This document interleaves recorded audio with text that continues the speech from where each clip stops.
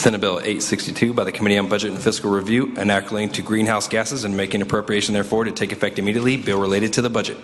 Senator Steinberg. Thank you very much, Madam, Mr.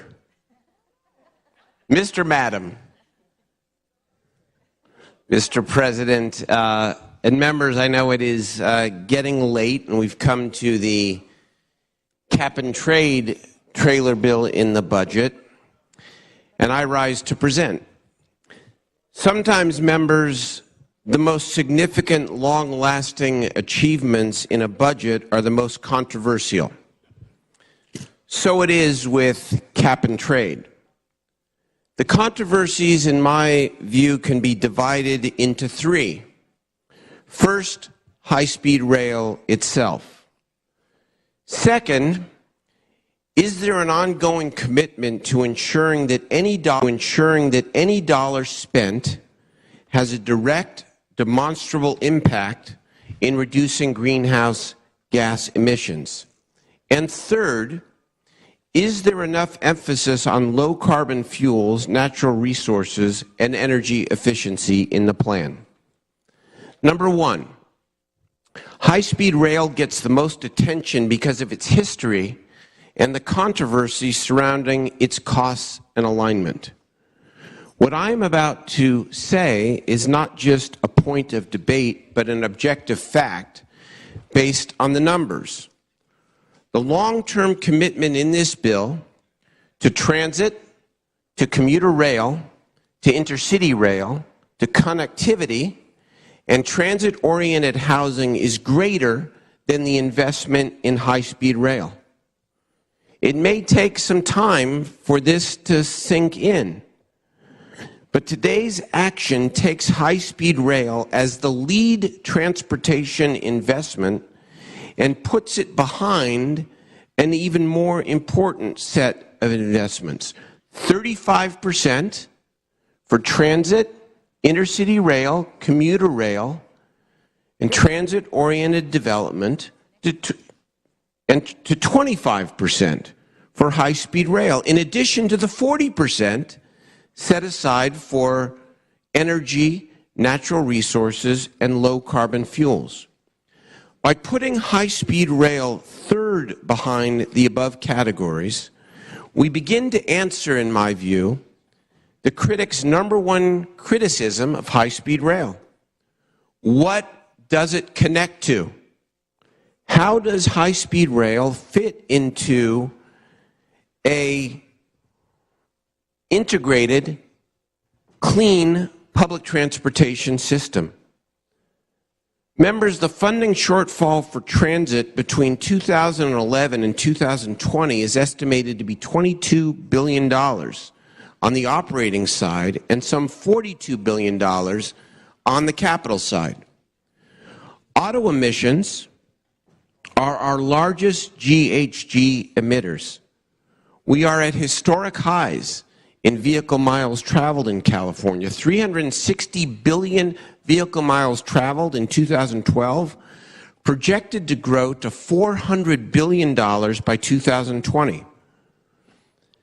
What can and must we do with this 35% for connectivity, for transit, for commuter rail, for intercity rail, for transit-oriented development?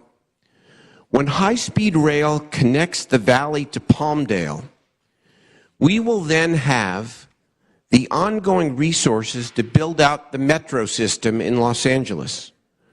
When we extend high-speed rail north, we will have billions to expand and improve Amtrak service and Capital Corridor service. When we go south again, Union Station will become the Grand Central Station of California, as not only the terminus for high-speed rail, but also the hub for service to the Inland Empire, San Diego, and Riverside, the same for Ventura and the coast. It will also serve as the hub for the Gold Line, which, when built out, will include the San Gabriel Valley. And this is a real opportunity which won't exist without this investment to push BART to San Jose. and on and on and on. Excuse me. Clean urban and rural infrastructure, members, is essential to meet Senate Bill 375 and AB 32 targets. It also creates high-wage jobs and addresses a key anti-poverty imperative, affordable transportation alternatives for millions of Californians who have few current alternatives. Number two, there has been a genuine concern expressed about ensuring that these dollars may only be distributed based on proven methodologies showing real reductions in greenhouse gas emissions. The trailer bill and the subsequent cleanup are very clear. Every funding piece of the 35% must go through a strict GHG filter. The Strategic Growth Council, in consultation with the ARB, will develop guidelines to establish the competitive tests consistent with the legal and policy requirement that GHG reduction be the first and primary threshold for expenditures. And High-Speed Rail Authority Jeff Morales today has put together a letter to members that makes that same commitment on high-speed rail. And what about the other 40% for natural resources, low-carbon fuels, and energy efficiency?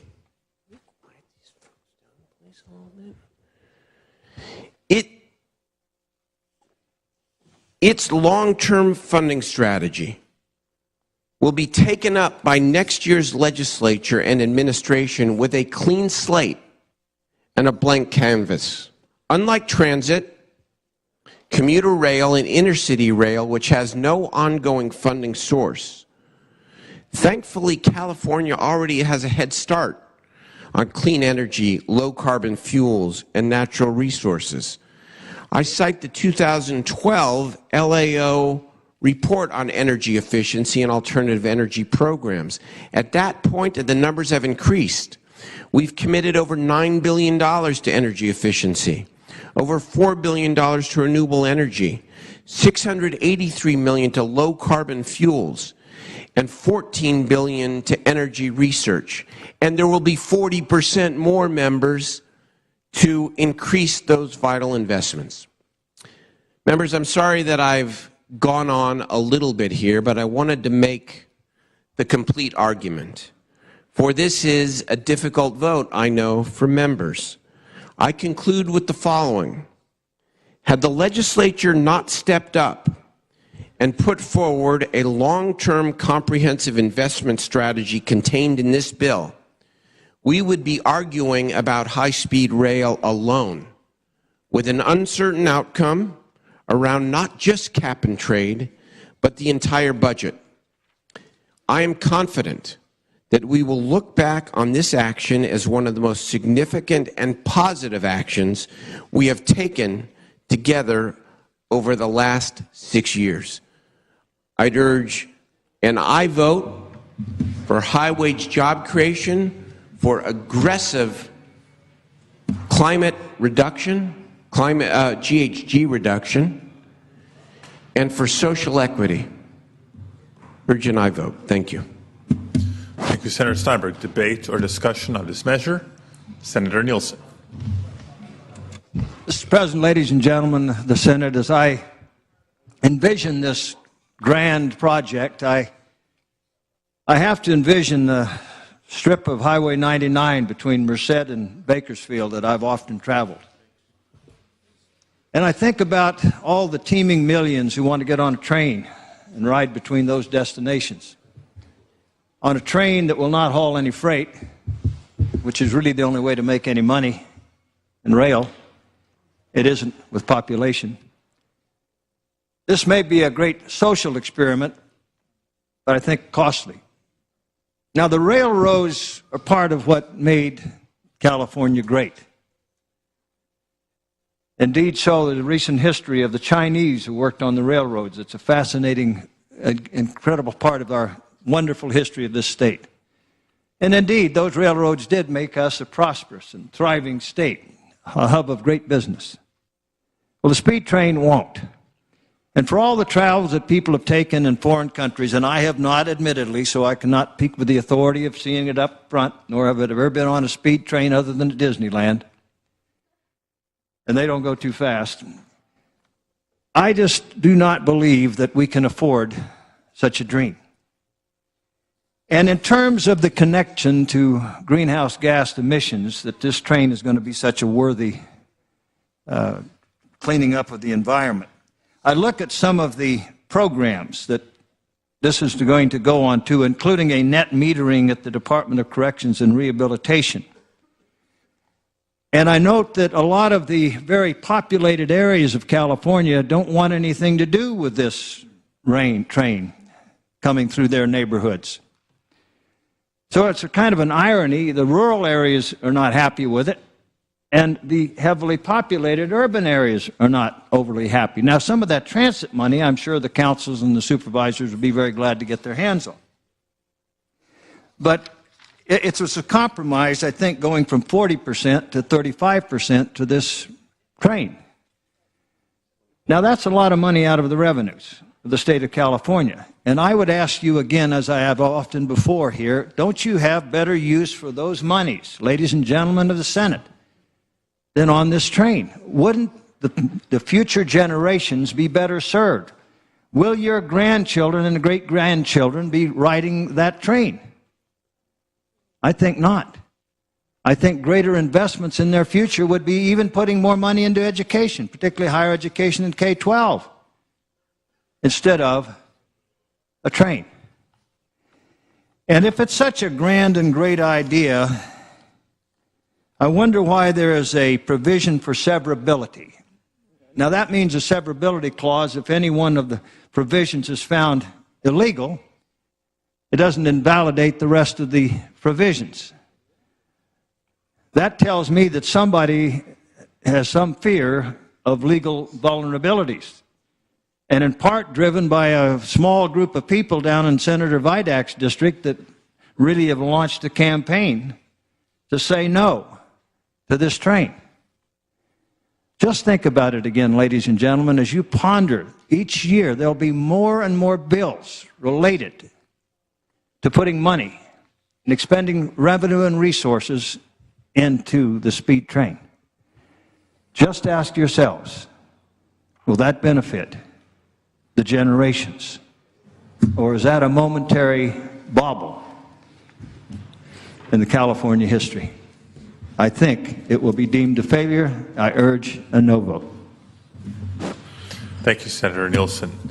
Have on the list Senator Lara, followed by Senator Torres and Senator De Leon. Thank you, Mr. President. I rise in support of this important investment when it comes to low-carbon transportation. We know that 25% of our state's GHG gases come from heavy-duty vehicles and rail. And for those of us that represent major transportation corridors, which is the majority of us here in the Senate, this is a great investment for what we know is some of the leading cause of GHG gases. And to top it off, are centered in areas where we have communities that are already vulnerable and already have multiple impacts when it comes to air pollution and other types of environmental injustices, I should say.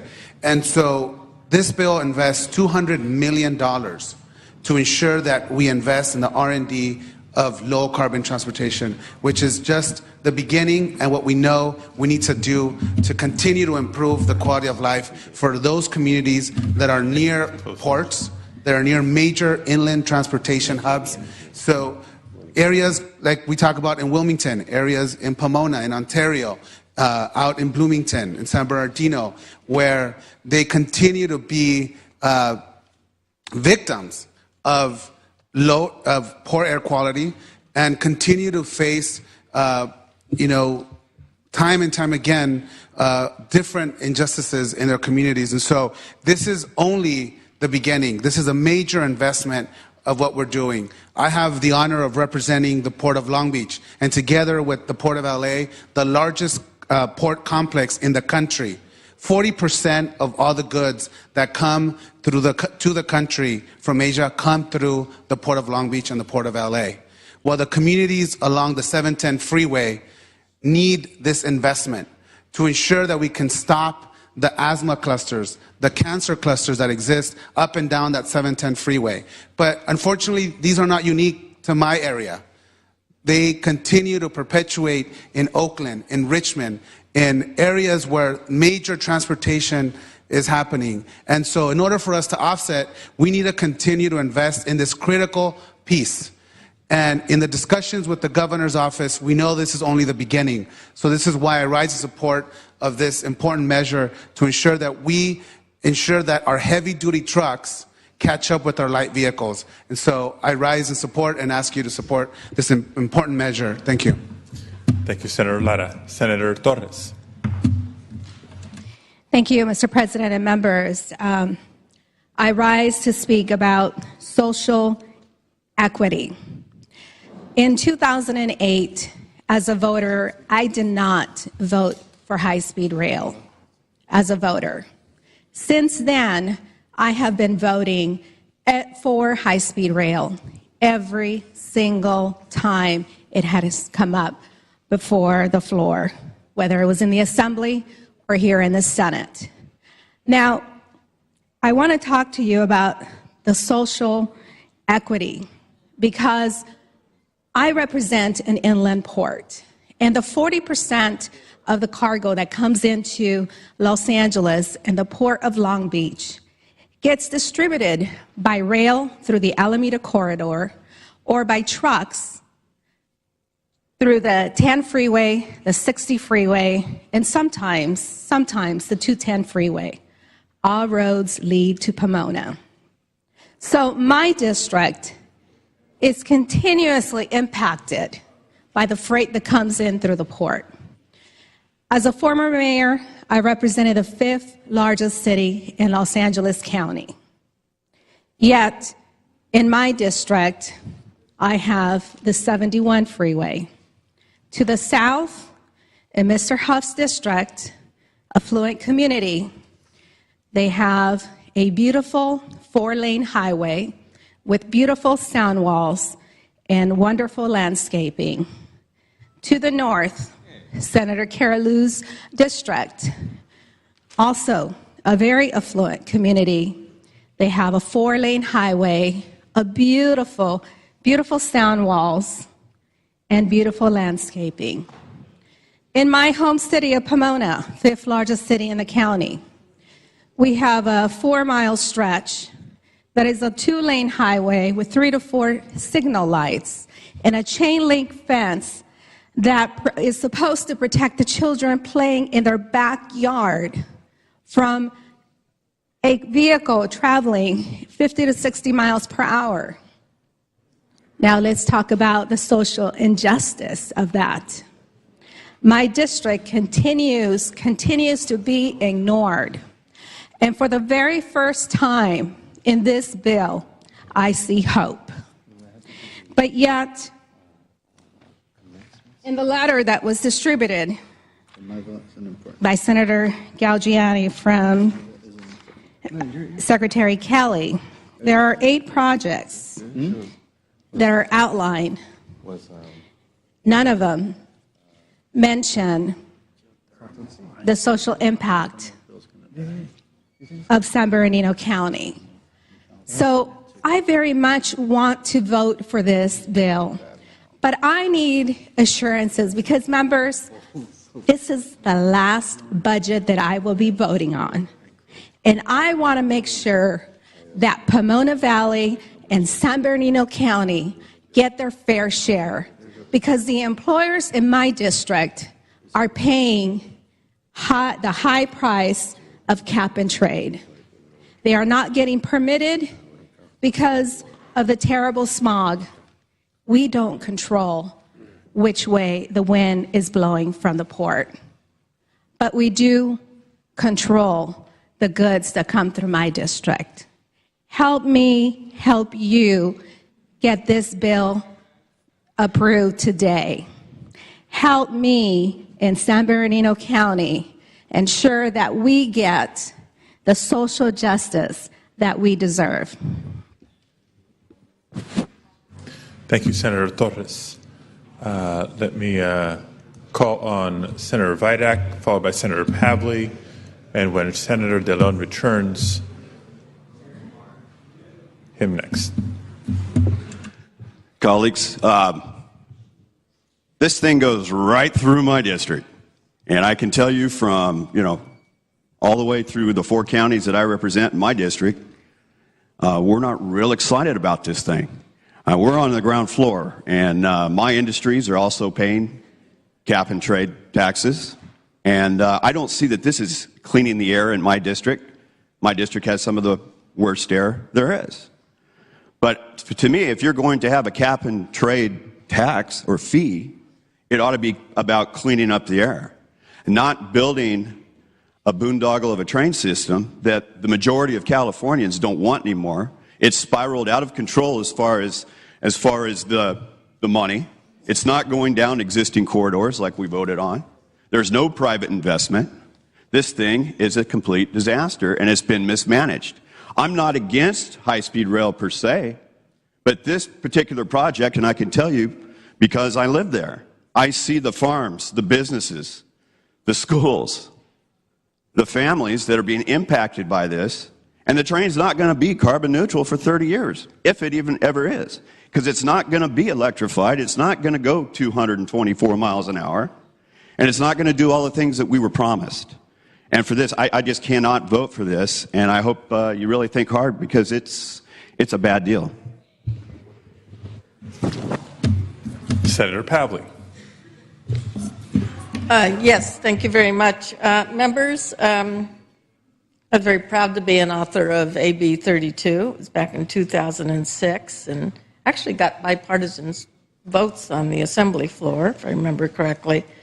I wanted to rise today and let you know that I do support in concept this long-term expenditure plan for cap and trade funds to reduce greenhouse gas emissions, and support almost all of the measures in the trailer bill. I might have tweaked percentages back and forth, but I did want to simply raise a concern, and it is, should 25% of auction revenues be continuously appropriated and spent on the current, and I'll emphasize current, high-speed rail plans, which are slated to reduce approximately 1% of greenhouse gas emissions that we need to obtain to reach our 2020 targets. So 25% of the auction revenue to achieve a 1% reduction of GHGs. Perhaps, and this is my hope if this trailer bill passes tonight, the High-Speed Rail Authority, along with many members in this House, will be able to refocus their efforts to upgrade transit in the LA and Bay Areas. Transit projects that will get people out of their car, clean up their air, and get people to where they need to work in a quicker period of time. It could also accomplish reducing a greater amount of greenhouse gas emissions. The impacts to climate change are real. We're seeing it already here in California. Simply put, we need to maximize our expenditures of auction revenue to reduce greenhouse gas emissions, not only to protect the model legislation from possible litigation, but because we can get more bang for our buck within shorter time frames and with our targeted investments that will accelerate the reduction of greenhouse gas emissions as well as clean up our air. Thank you, Senator Pavley. Senator DeLeon, followed by Senator Morell. Thank you very much, Mr. President, as well as colleagues. Just a couple points I just want to make just very quickly. I know that there have been several documents that have been submitted and delivered to several members here, specifically from Mr. Jeff Morales, the CEO of High Speed Rail, as well as the Secretary of Transportation, Brian Kelly, who used to be the policy director for the state senate. And in those letters, there is part of the content speaks to the spirit with regards to the bookends development of high-speed rail, in contrast with laying down track in the middle of the Central Valley. And I think that there's a handful of senators here who believe that you get the most bang for the buck. You get carbon reduction almost immediately, as opposed to drawing out into the near future, putting boots on the street with regards to real jobs much more quicker. And I think those investments, which are real and tangible, are much more prudent. There's been a handful of senators on this floor who have spoken to this issue quite clearly, not just on the floor in private meetings and meetings with Jeff Morales as well as Brian Kelly, but also within our respective caucus. I know that I'm holding a letter here from the Transportation Agency, specifically from the Secretary of Trans, that is Brian Kelly. One of my colleagues here has a letter from Jeff Morales, the CEO of the high-speed rail. And in the letter, and I won't read it verbatim, but in the letter, they speak about the bookends, the Caltrans electrification, the connectivity, regional connectivity with regards to making our trains move much more efficient, reducing carbon, getting folks from one place to another place much quicker, much sooner. These are our end goals. Having the spirit of a letter is good, but I think for a handful of folks, rightfully so, it's not good enough. It's not good enough. And I think what we're going to do, what we will do, in fact, is because today is Sunday, the 15th, by midnight, we have to have this done and finalized. We will have technical cleanup language that takes the spirit of these letters from both Brian Kelly as well as Jeff Morales, and we'll take that spirit, which is great, but ultimately they're words on paper, and we will codify that into our technical cleanup language, and we will move that language next week with the goal line, Pomona Valley. We will put that there, and we will move this measure next week. So I just want to lay that out there publicly and for the record, and I want to thank my colleagues for their consideration as we move towards this overall goal, but also to doing so in a manner that makes it very clear to the administration what the spirit is of this legislative body. Thank you, Senator De Leon. Senator Morel, followed by Senator Thank you. Thank you. You know, when this first came up to high-speed rail, we were told, the citizens of California, that it would take approximately 2 hours to 2.5 hours to get from Los Angeles to San Francisco at the cost of an airplane ticket. Since then, from my understanding, that's doubled, both in time and in price. And that's why approximately some polls show that 71% of Californians no longer want this high-speed rail. Second of all, I'm for mass transportation. New York City, you have 7 million people condensed in 14 square miles. So, you take the subway, you get off, you walk 1 or 2 blocks, and you're there. You get off in Bakersfield, that's 79 square miles. You're not going to walk 5 miles to your destination. That's why I don't think people are going to pay $400 to $500 to go from LA to San Francisco or even places in between. And then I think my last point, too, is if it was a great investment, you would have private investors wanting to jump on this, and at this point, you have none. So that's why this is bad for California, as well as California taxpayers, and we could utilize our money, I think, much better. Thank you. Thank you. Senator Correa.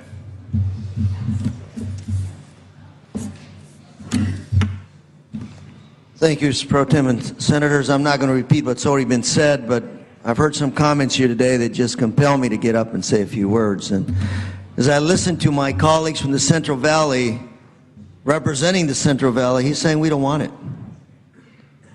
I represent Orange County. We want it. Anaheim Regional Transportation Center is months away from being complete. Not from breaking ground, but from being finished. One of the most congested arteries in the state of California is the 5 freeway between downtown Los Angeles and Orange County. And right now, we're in the process of doubling that capacity on that freeway, and I bet you it's not going to make a difference when it comes to commuting time. We want that bookend completed. It makes total sense. And I'm saying this to the policymakers that are listening. This is where I believe we need to put the investment. Again, a colleague from Central Valley says, don't need it. We in Central Orange County, we need it, we want it. In addition to that, we have shovel-ready projects ready to break ground by the end of this year. Thank you. Thank you, Senator Correa. Senator Galgiani.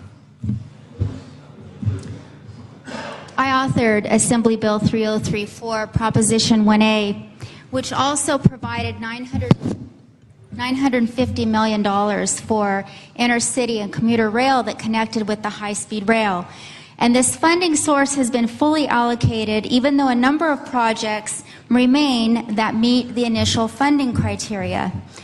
We furthered the goal in 2012 by providing $1.2 billion in connectivity funding for the bookends, i.e. the Caltrain electrification and the Southern California MOU. And that's because I, along with many of you, have long supported the approach of an incremental approach of building new high-speed alignments in some areas and using existing passenger rail tracks at the same time, as opposed to building only a brand new system and track that only the high-speed rail system can use. There are 3 main advantages to this incremental approach of using existing rail with the new high-speed track. 1, it could allow us to optimize the best use of our current intercity and commuter rail service and shave tens of billions of dollars in startup costs. 2, it will allow us to provide high-speed connectivity to job centers in the Silicon Valley, the Bay Area, and Los Angeles long before the full system from San Francisco to Anaheim is built. And 3, it will allow us to begin generating revenue sooner and phase in new infrastructure improvements as additional funding becomes available. This plan is a smarter, faster plan. And looking at the high-speed rail project from this lens, these are the questions before the legislature now that we've funded California's test track. What are the early investments that we can make to achieve the best use and highest potential of our existing passenger and commuter rail network that are part of or connect with the high-speed rail project? What early investments can we make to mitigate the jobs housing imbalance by providing high-speed connectivity for commuters to job centers in LA, San Francisco, the Silicon Valley, and San Diego? What early investments can we make to reduce greenhouse gas emissions by reducing the idling of trains at stations? And where can we be building underpasses and overpasses along our shared alignments to eliminate the idling of cars and trucks that wait for trains to pass at grade crossings? In the Bay Area and Silicon Valley, the jobs housing imbalance is among the worst in the country. In 2008 alone, 900,000 Bay Area workers were found to live outside the county in which they work. And that number has grown exponentially, which means that over 1 million workers in the Bay Area alone commute on a daily basis on our highways. So here is the political question that we should be asking ourselves. How can we take best advantage of our initial investment in the Central Valley Test Track? A test track that I consider to be from Bakersfield to San Francisco. And here's why.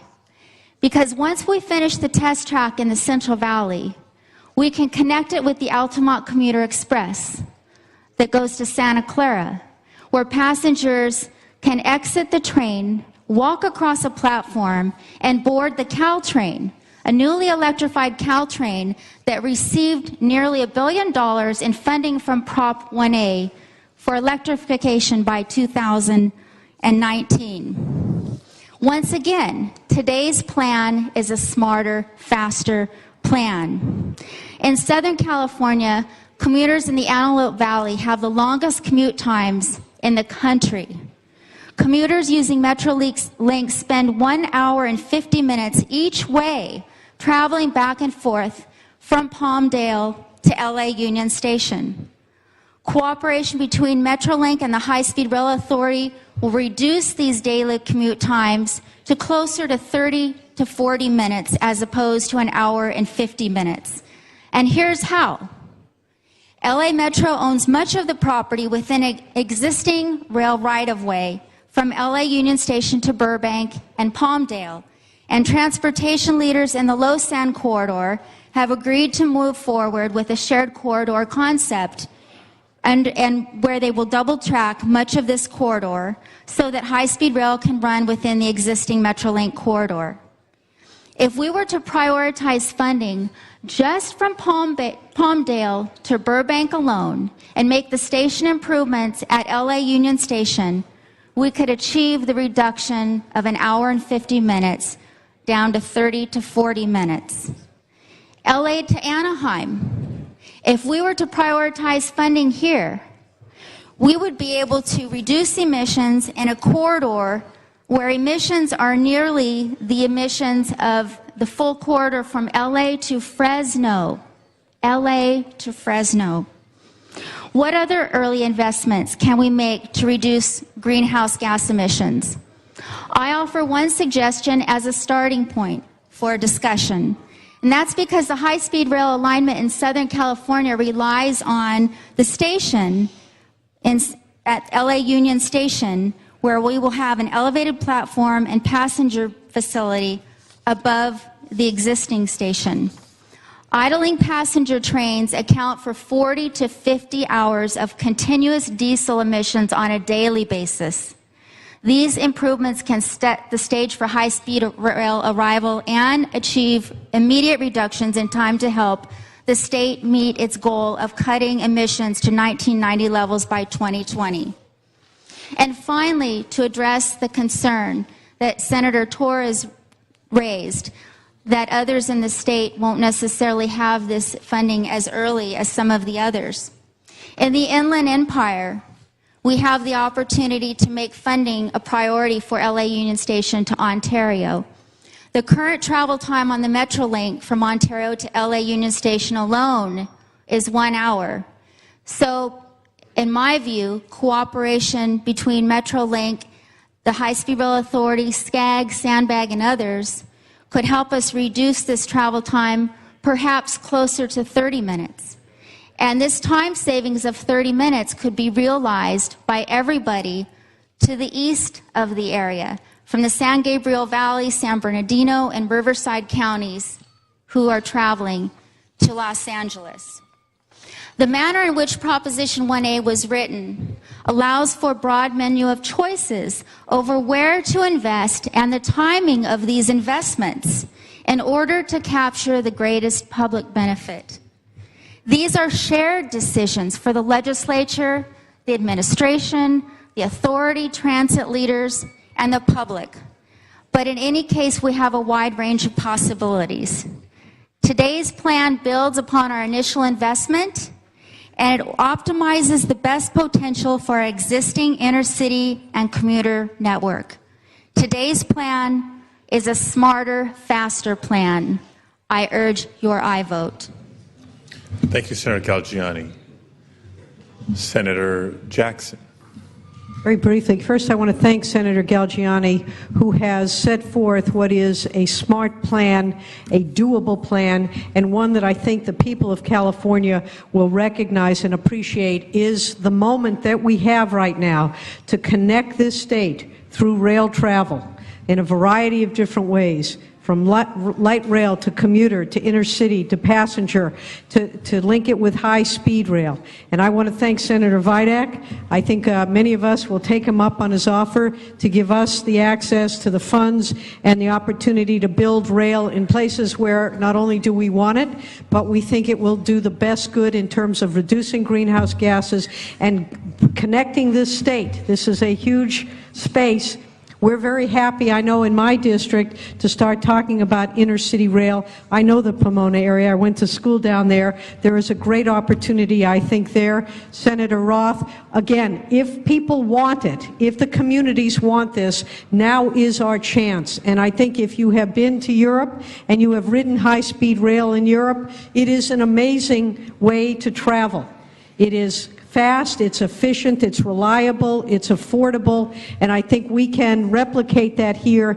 I think Senator Galgiani has given us a great example. I have spoken with the folks over at the Department of Transportation. They have indicated a commitment to work with us to try to create that cohesive, coordinated effort so that we can connect the state of California and do not only the public, but the taxpayers and those who have a vision for the future, do them proud. I would also urge an aye vote on this measure.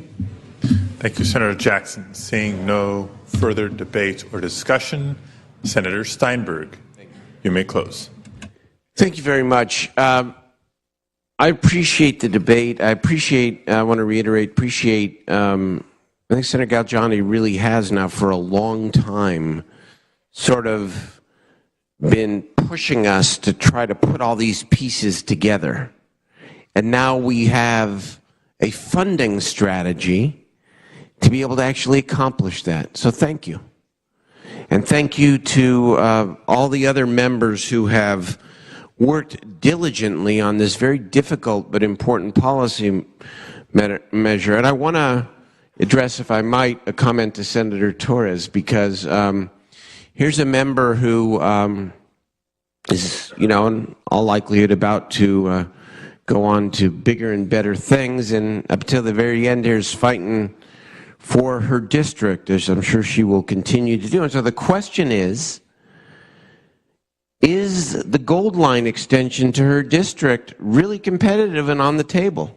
And the real issue has been, of course, as I understand it, that you've got some local government jurisdictional issues, San Bernardino County, Los Angeles County. The locals are going to have to, if you will, get their act together in order to provide the match. But the question I want to answer for you here is, if the locals do that, will the state, in fact, be willing to consider this a competitive project as part of this package tonight?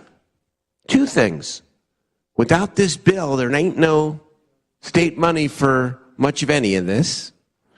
And number two, I have an official correspondence from Michael Cohn, Department of Finance, CC to Brian Kelly from just a few moments ago, that if the locals put up the money, yes, this project would be eligible to compete for the state money in the package that we are passing here tonight. So let's go. Let's vote yes. Let's pass this. Let's invest billions in clean public infrastructure and so much more. I urge an aye vote. Mr. Secretary, please call the roll. Anderson. Bell. Berryhill. No. Block. Aye. Canella. Corbett. Aye. Correa. De Leon. Aye. DeSaulnier. No. Evans. Aye. Fuller. No. Gaines. No. Galgiani. Aye. Hancock. Hernandez. Aye. Hill. Aye. Hueso. Huff. No. Jackson. Aye. Knight. No. Lara. Aye. Leno. Aye. Ted Lieu. Aye. Carol Lieu. Aye. Mitchell. Aye. Monning. Aye. Morrell. No. Nielsen. No. Padilla. Aye. Pavley. Roth. Steinberg. Aye. Torres. Vidak. No. Walters. No. Wolk? Aye. Wyland?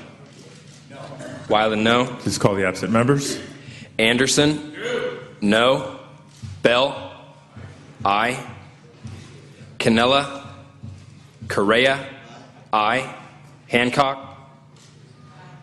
Aye. Hueso? Pavley? Roth? Torres? Aye. Hueso, aye. Please call the absent members one last time. Canella? Pavley? Roth? Ayes 22, noes 12. Assembly amendments are concurred in.